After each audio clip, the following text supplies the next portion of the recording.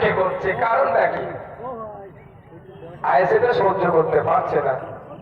ISF যে মানুষের লড়াই কোটা নিয়ে এগিয়ে যেতে চাইছে, রুজিরুটির লড়াই আছে, আইএসএফ শিক্ষার আন্দোলনে আছে, স্বাস্থ্যের আন্দোলনে আছে, এটাই অনেকে মেনে নিতে পারছে না।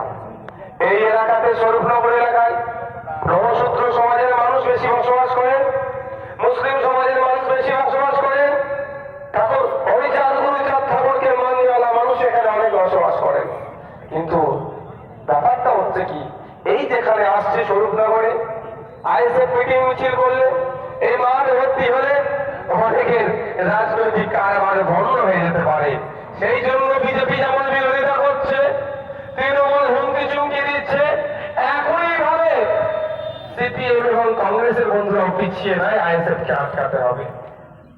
তবে একটা কথা মনে করি, আমরা মনে করি আমাদের লড়াইটা হচ্ছে মানুষের অধিকার সুনিশ্চিতের লড়াই, আমাদের লড়াইটা হচ্ছে রুজিরুটির লড়াই, আমাদের লড়াইটা হচ্ছে এই সব কৃষকরা আছে তাদের মসজিদ লড়াই, বাড়ানোর লড়াই, আমাদের লড়াইটা হচ্ছে এই হাসপাতালের যাদের পর্যাপ্ত পরিমাণে ডক্টর থাকে, নার্স থাকে এবং ঔষধ থাকে, মেডিকেল ইকুইপমেন্ট যাতে অ্যাভেলেবেল থাকে, তার আমাদের লড়াই।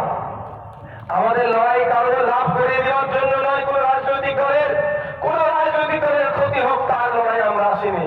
আমাদের লড়াই, আমি কৃষক, আমি দিনের শেষে অর্থাৎ মাস গেলে আমি কত টাকা ইনকাম করছি, সেটা কতটা বাড়ছে কতটা কমছে সেটা সুনিশ্চিত করার লড়াই আমাদের, ইনকাম বাড়ানোর লড়াই আমাদের।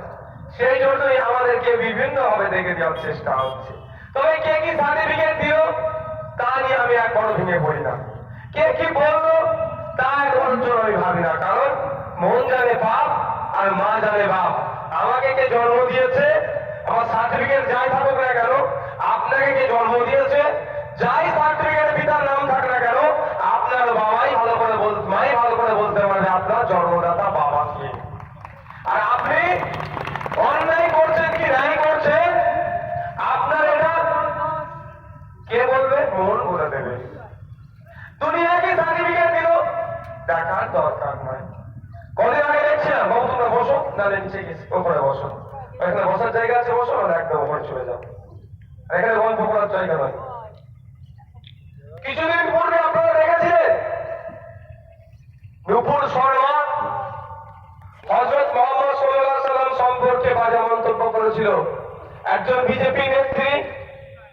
তার প্রতিবাদ যখন পশ্চিম বাংলার ধর্মপ্রাণ মানুষেরা করছিল, মমতা ব্যানার্জি তখন কিন্তু দিল্লিতে গিয়ে প্রতিবাদের কথা বলেছিল, তাই নাকি? যেটা দিল্লির বিষয়, দিল্লিতে গিয়ে প্রতিবাদ করতে।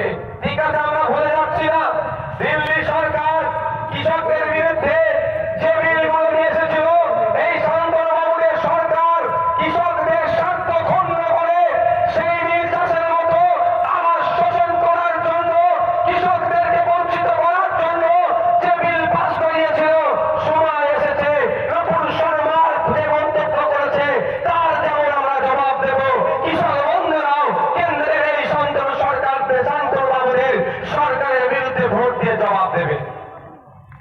আমরা ভোট দিয়ে পাঠিয়েছিলাম শান্তনু বাবুকে পার্লামেন্টে, আমাদের ভোট নিয়ে আমরা কৃষক, আমাদের সমস্যাগুলো সমাধান করবে, আমাদের পক্ষে বিল পাস করাবে। কি দেখলাম?